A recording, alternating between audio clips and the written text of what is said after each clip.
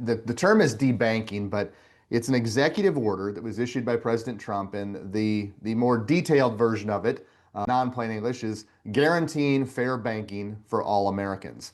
It's not just fair lending, if you will, and I'll give you a little more details here, but the term is debanking. And we've seen this before. We don't want this debanking thing to happen.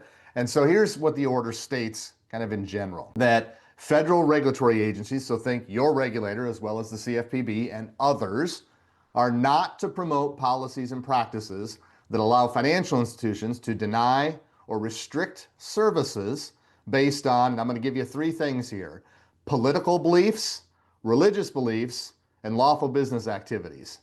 This doesn't create new prohibited basis characteristics, but it is an order from our president, and the regulatory agencies are going to be asked to do some things, and that's going to trickle down to you. So that one doesn't concern me quite so much, but the political beliefs, and then the kind of the big one is this lawful business activities.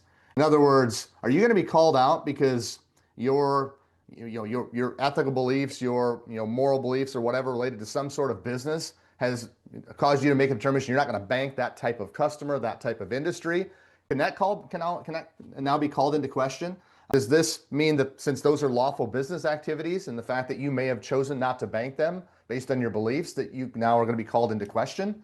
The regulatory agencies, when they come in and do your next review, the reason I say you're going to hear about this is because their marching orders are to review your institution for past or current applications related to debanking practices, and then they're to take and consider remediation, fines, and the issuance of consent orders if you haven't fallen in line with this particular executive order. You're going to hear from your regulator on this because they're being pressed from the highest level office in our country. So this isn't the last you're going to hear about this. Make sure you pay attention to what's coming from your regulator. It's very much going to be something that comes up in your next examination based on the executive order and the amount of fuel that's being poured on it.